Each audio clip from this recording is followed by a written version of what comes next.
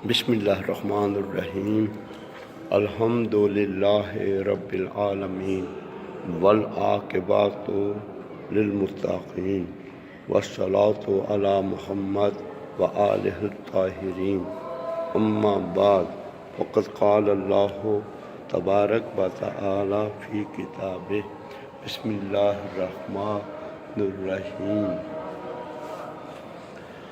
اما بعد فقط قال اللہ تبارک و تعالی فی کتابہ بسم اللہ الرحمن الرحیم وبشر الذین آمنوا وعملوا الصالحات ان لہم جنات تجری من تحتها الانہار۔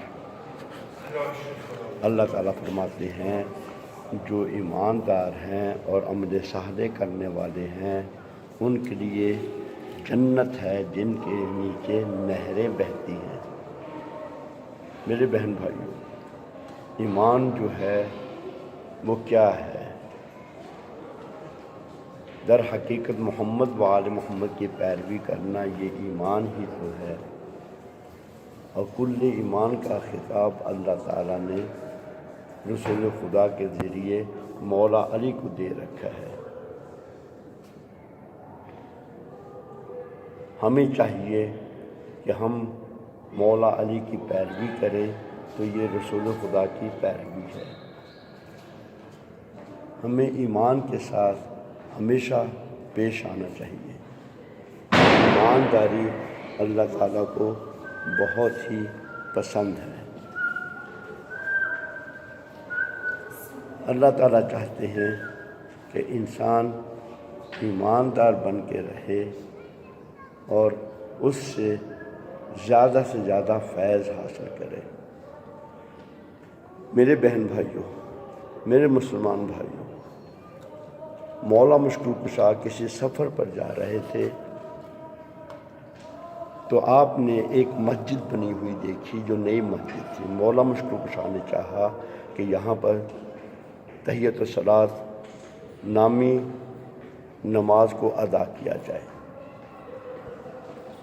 آپ کے پاس سواری باندھنے کے لیے یا کھڑا کرنے کے لیے کوئی چیز نہیں تھی، یا بالفاظ دیگر آپ نے چاہا کہ کسی معتمد شخص کے حوالے کی جائے تاکہ نماز پڑھنے کے بعد اس سے واپس لے لی جائے۔ مولا مشکل کشا علی ابن ابی طالب نے جب ادھر ادھر دیکھا تو ایک شخص نظر آیا۔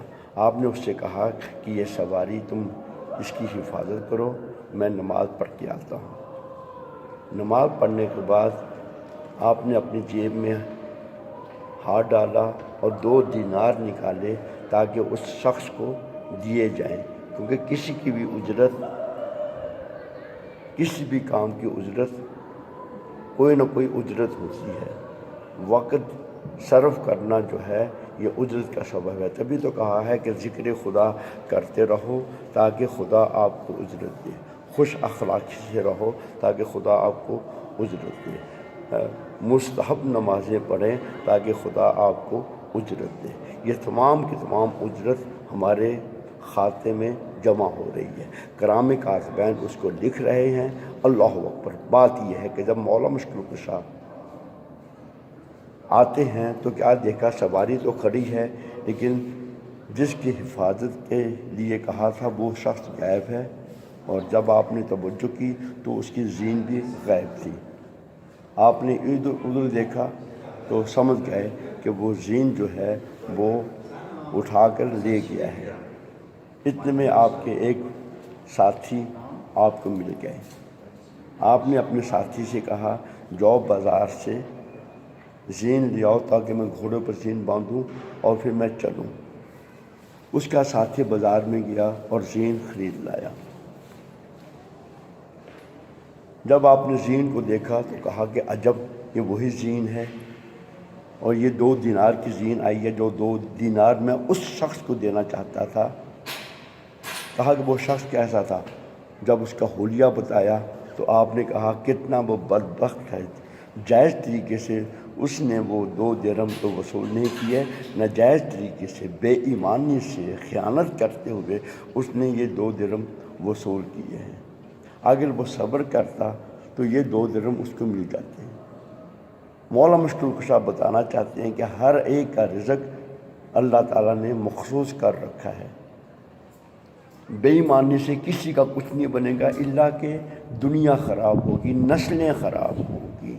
اپنی نسلوں کو ایمانداری کے ساتھ پالیں، ان کو ایمانداری سے کھلائیں۔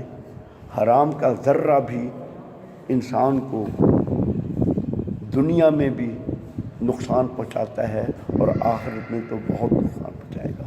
وما علینا الا البلاغ المبین۔ اللہ تعالی ہمیں ایماندار بننے کی توفیق عطا فرمائے۔